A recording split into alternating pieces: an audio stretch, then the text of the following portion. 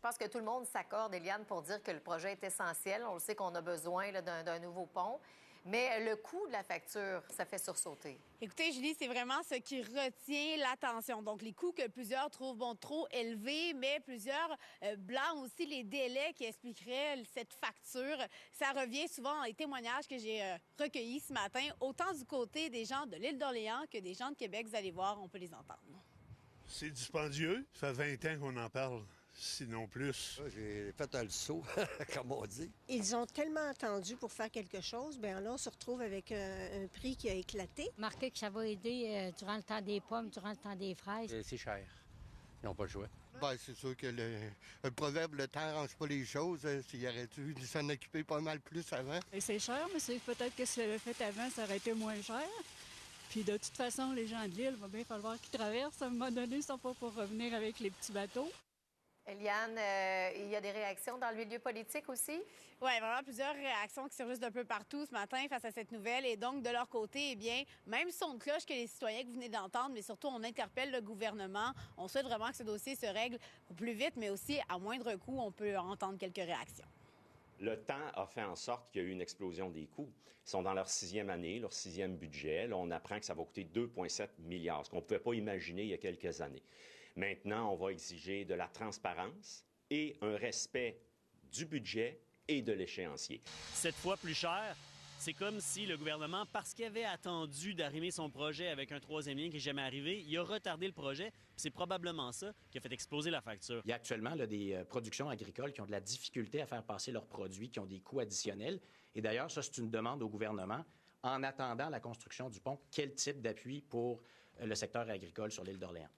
Donc voilà, on ressent que ce soit au niveau politique ou citoyen, reste indifférent face à ce dossier attendu depuis si longtemps. On vous revient ce soir au TVA à 18h avec plus de détails sur le sujet. Absolument. Merci beaucoup, Éliane. Au revoir. Une deuxième journée d'audience de l'enquête publique du coroner sur le décès.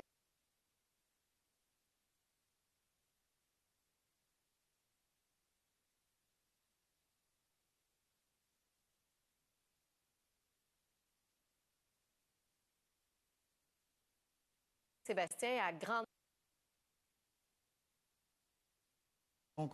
qu'on le fait.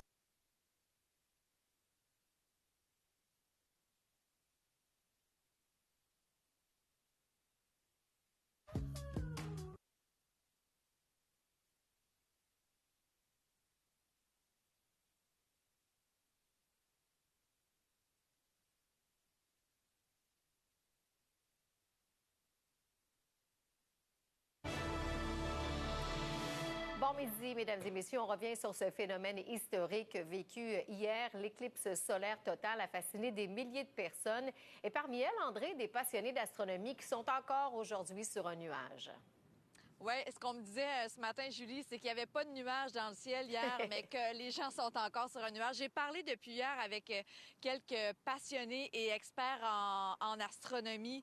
Ils sont encore émerveillés, Julie. Et là, l'heure est au constat. Au lendemain de l'éclipse, il y a des gens qui ont pris des vidéos, qui ont pris des photos, se sont préparés pendant des années, des semaines, des mois pour cet événement. Alors, on est devant l'ordinateur et les gens regardent leur le résultat de l'expérience d'hier. Samedi, on s'était rendu à Sainte-Brigitte-de-Laval parler avec Guy Campeau qui se préparait à vivre sa première éclipse solaire totale à vie.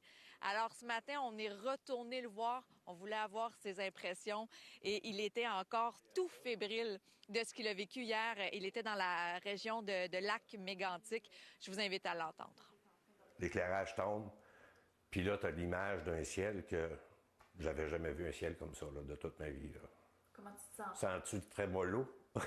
Oui, c'était vraiment spécial. C'était, tu sais, comme je l'ai dit à certaines personnes, on a tous assez vécu pour voir un ciel bleu, un ciel étoilé, un ciel nuageux, des orages, mais un ciel comme ça, là, jamais. Puis ce qui est dommage, c'est que ça dure juste 3 minutes et demie. On voudrait le voir pendant des heures. C'est peut-être ce qui rend la chose encore plus spéciale et spectaculaire. C'était la première fois? Première éclipse en 45 ans. Je vous annonce que dans 2 ans, je m'en vais en Espagne. Je vais aller voir ça, c'est sûr. parce qu'en Espagne, Julie, il va y avoir une autre éclipse totale dans les prochaines années. Et ce soir, au TVA 18h, on va vous montrer des clichés qui ont été pris par des passionnés d'astronomie hier. J'ai parlé également avec l'organisateur à Saint-Georges-de-Beauce où il y avait des milliers de personnes. Tout s'est déroulé sans anicroche. Les gens qui étaient très heureux, des bonnes retombées économiques également pour la région. On s'en reparle à 18h. Beaucoup de monde qui veulent aller en Espagne en 2026. Là, on entend ça à travers les branches. Oui. Merci, André. On va aller voir Nathalie parce qu'après